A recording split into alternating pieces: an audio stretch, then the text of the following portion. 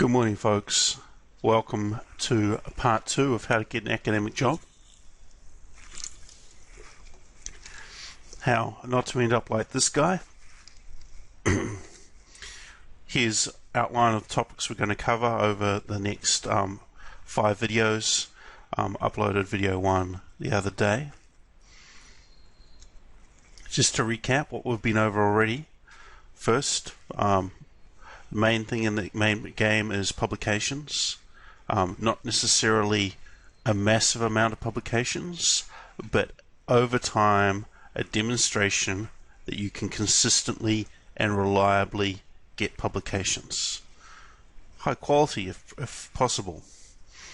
So just to respond to some of the comments on the first video, I'm going to try and improve the sound quality. I'm up with how to use the noise reduction on Camtasia, and I have placed my microphone a little bit more carefully close to my mouth. Hopefully that works. I can't do anything about the sound quality of my voice. I'm stuck with that. The other point that was made by my old youthful friend from my youth, would probably be better, Matthew Jackson, was that different disciplines have different publishing expectations, and how do we take these kind of things into account? And I guess the thing is, it's incumbent on everyone to really understand what the norms are in their own particular discipline or disciplines which they work in relation to, and what's the best way to think about this is really, it's like, because I know Matthew through many weekend sessions of Advanced Dungeons and Dragons First Edition, OG, Gary Gygax, Dave Arneson stuff, the best way to think about this publication game is like in terms of hit points, right? So the different character classes roll different dice for hit points. If you're a magic user, you roll a d4. If you're a fighter, you roll a d10, thief d6, etc., etc. But everyone wants to get the highest number that they can within the framework that they're given. Think of it that way.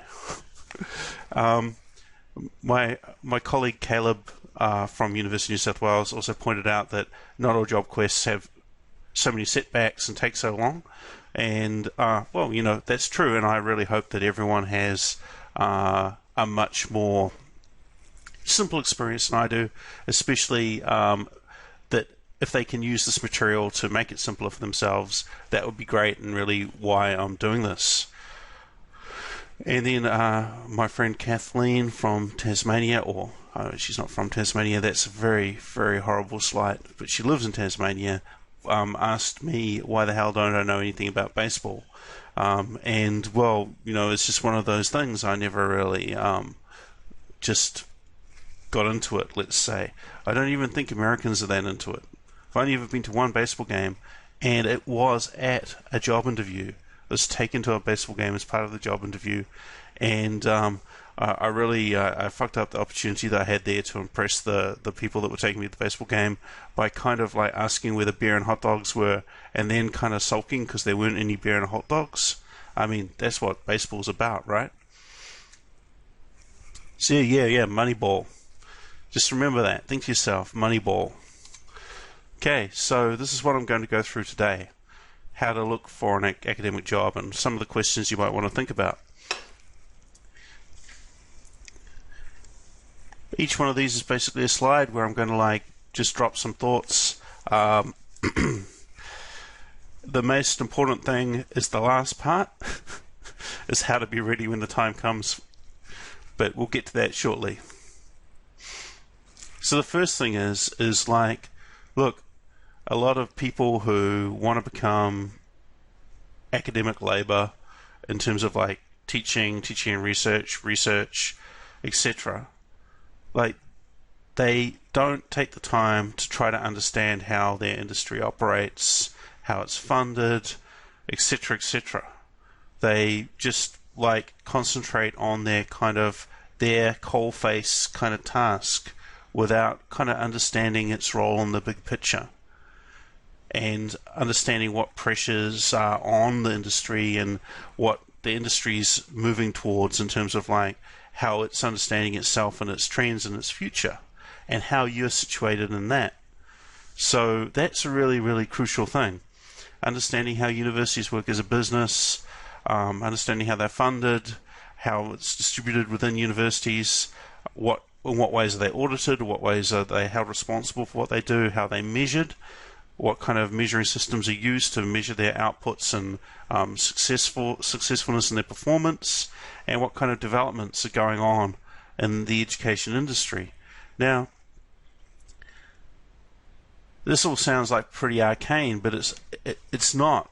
Basically, there's a few major publications which circulate this kind of, maybe it's a little bit behind the ball, but if you start to read things like Chronicle of Higher Education, Times Education's Higher Education Supplement, etc., and whatever like local kind of things that there are, you'll pretty much be getting the same level of information as all of the top dogs around your university or around whatever university you're interested in will be using to set their agenda, or not set their agenda, but at least know about.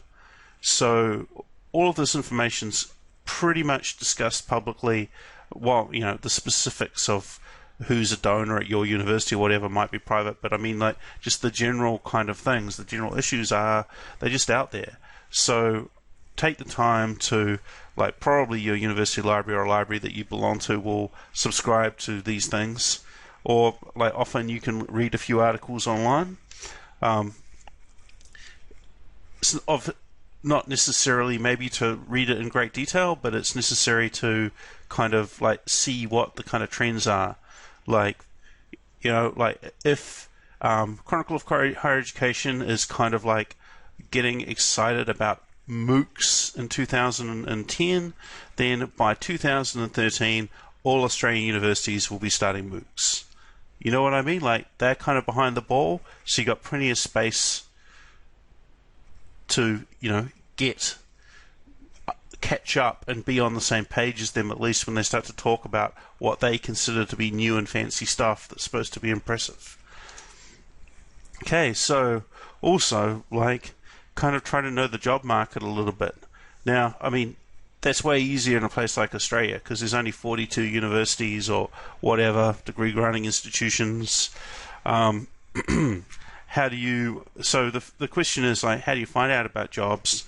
Now, a lot of people will be going to kind of push places like Seek and UniJobs, which is now affiliated with Times Higher Education Supplement. So those are great places to look if you're looking for jobs that universities consciously want to promote.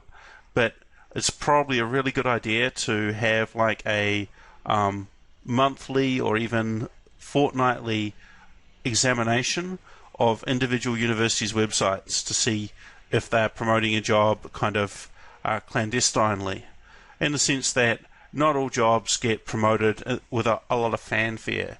Some jobs kind of just get like promoted in a minimalistic kind of way, just to fulfill some kind of like requirements of publicity, but they aren't actually really trying to gather candidates from across the globe or even across Australia. They might know that there's a local person that they think is good enough that they're quite happy to appoint, and they aren't interested in spending, $5,000 on promoting the position. Obviously, there's also social media. I get a lot of information about jobs from listservs that I'm on. So kind of plugging into the various ways that these jobs circulate within your discipline is really good as well. Like, because I'm in a weird discipline like game studies, internet studies, something like that. Like, I often look at the Association of Internet Researchers list and the Games Network list as a place where I find out about jobs. But obviously, according to your discipline and knowledge, you'll be finding somewhere else. But Seek, UniJobs, and so on, they're like kind of, you have to like use the search functions to actually even dig down into the relevant jobs, because so few jobs are advertised in each discipline.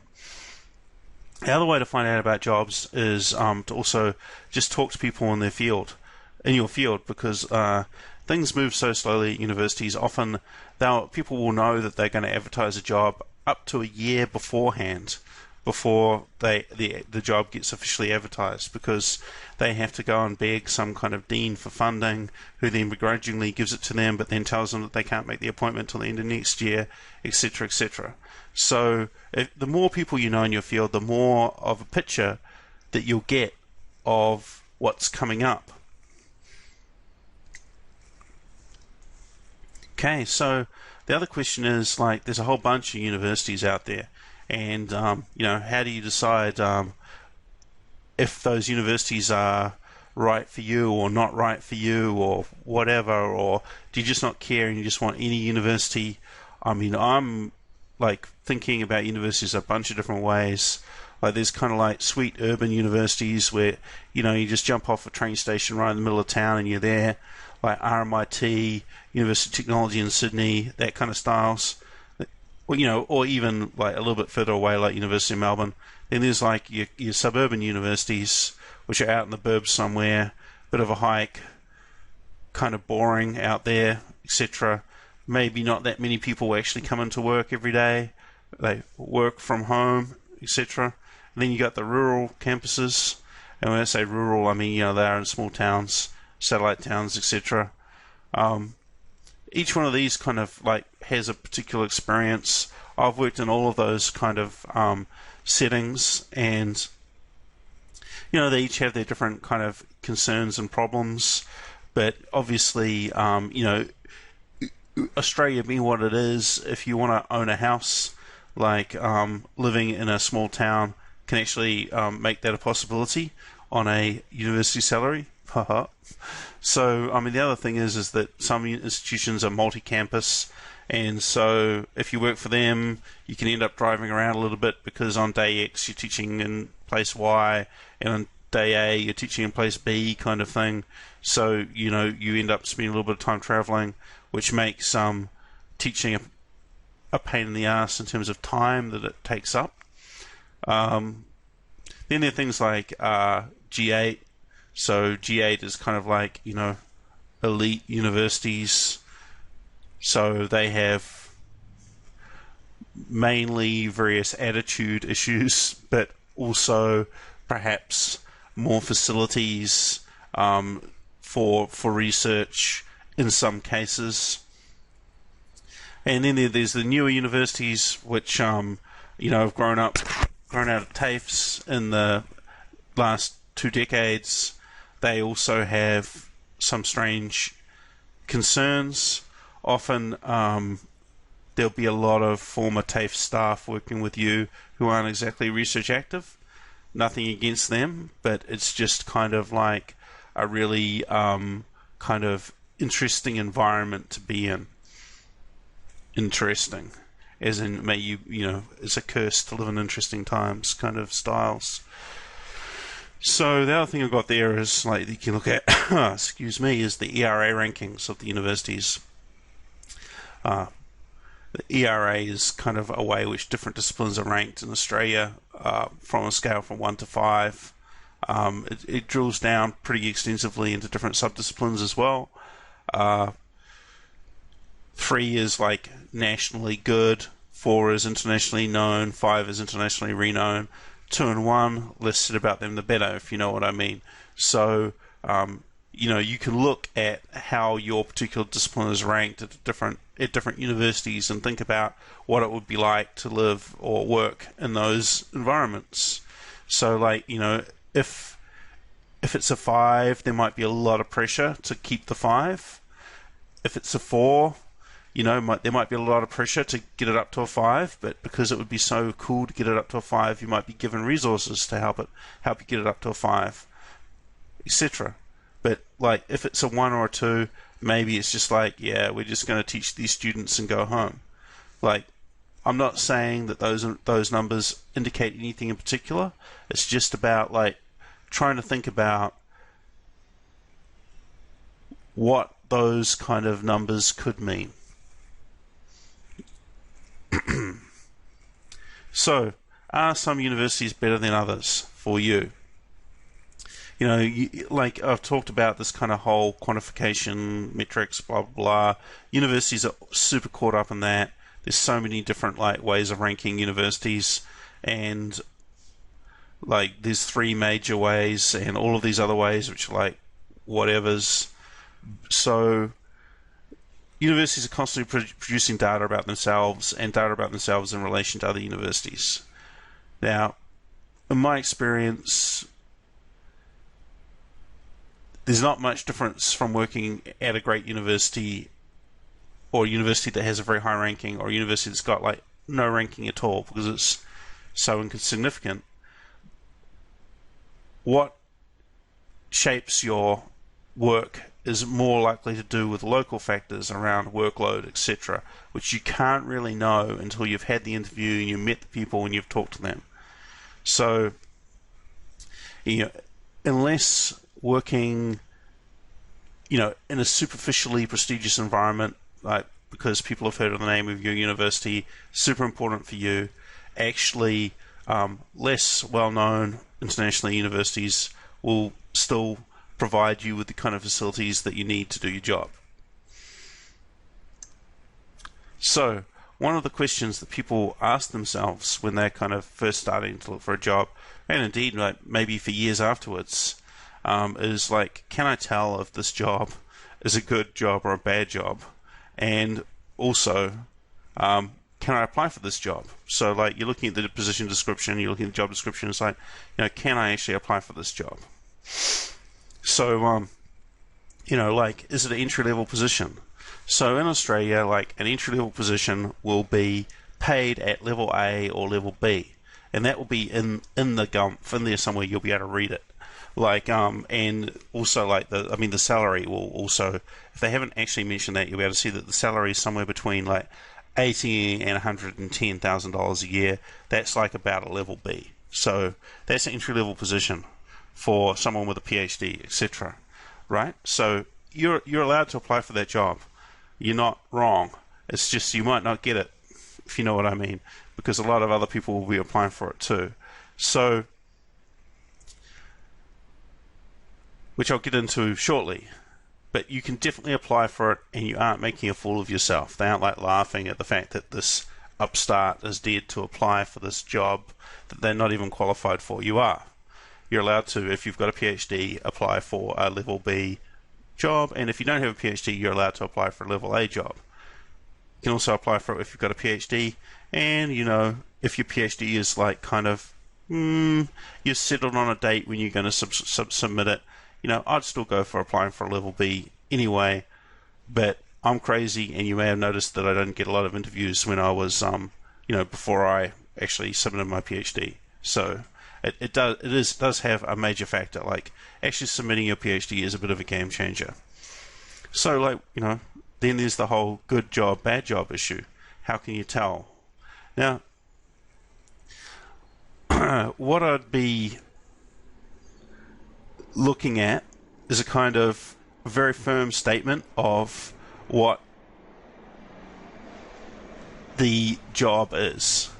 Now, a lot of the time, or rather some of the time, you'll get a job which is kind of like, we don't really know what this job is, but it kind of needs to be in this discipline and we need a person. And so they just kind of, I don't know, haven't made a commitment to what they're looking for in a serious way. Or the list of things which they're looking for is so long that you're like, oh, well, pretty much it could be anything. Like, it's like a media studies position, and we want people that like look at either political economy or Asia or gaming or new media. And it's like, fuck, man, that's like just about everyone. I mean, everyone can position themselves against like one of those things, I'm sure, in media studies. So, I mean, I would still apply for jobs that seem maybe a bit weird, but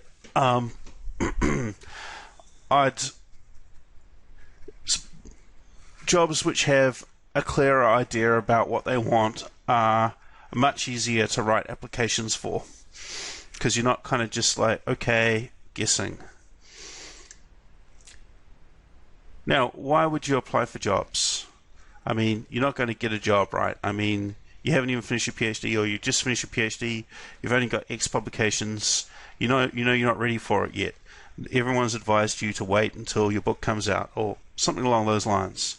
So, the reason why I applied for jobs was because, you know, I knew that by applying for a whole bunch of jobs, I'd eventually start to get good at applying for jobs.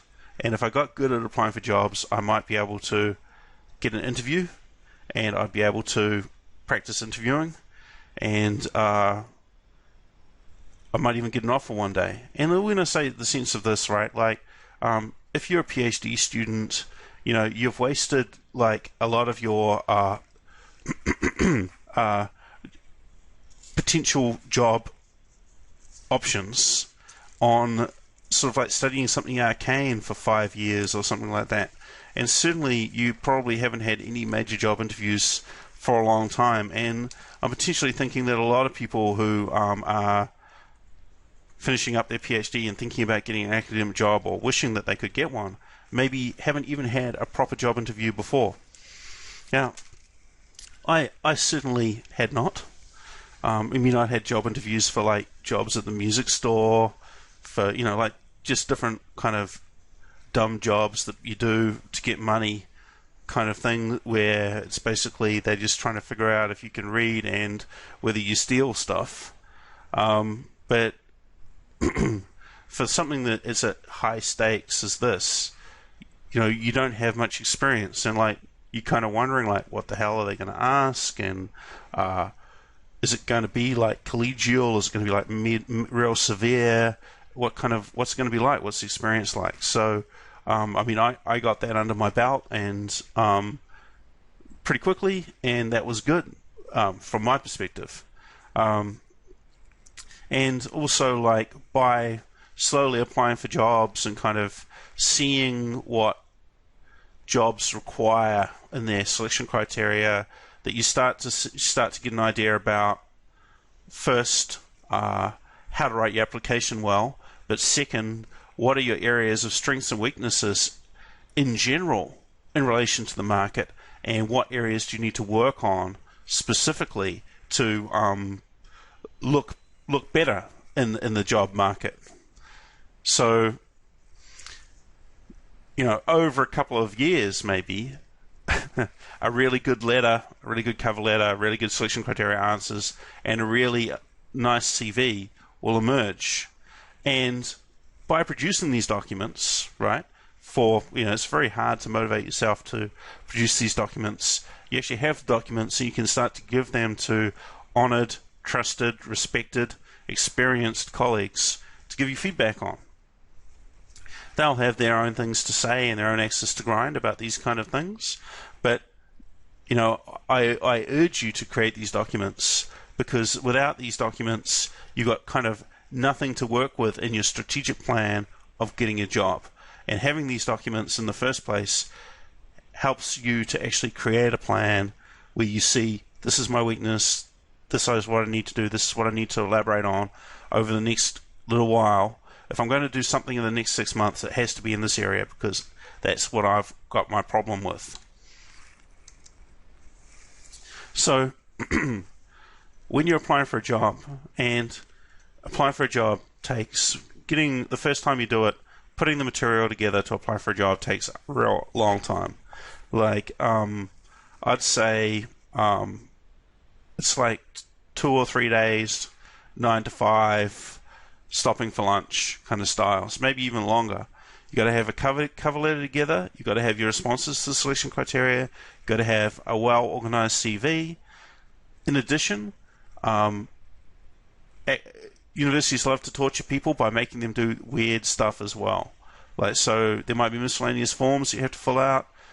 You also may have to organize your referees to do various things, or at the very least, you have to notify them that that you're going to use them as a referee, but they may have to prepare something as well. Depends on the job. You might have to create a statement of your teaching philosophy, or produce a teaching portfolio, create a statement about your research interests or program.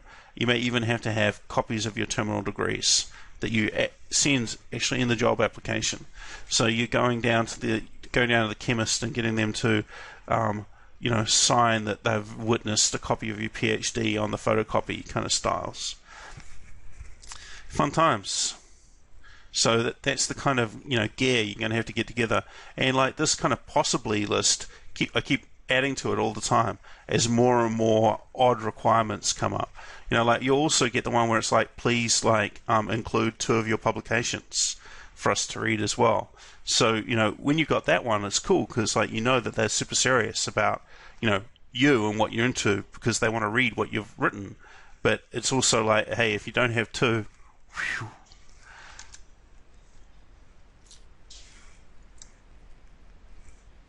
Okay, well, that was pretty quick. I might just, I won't. I'll make a new video with this right now.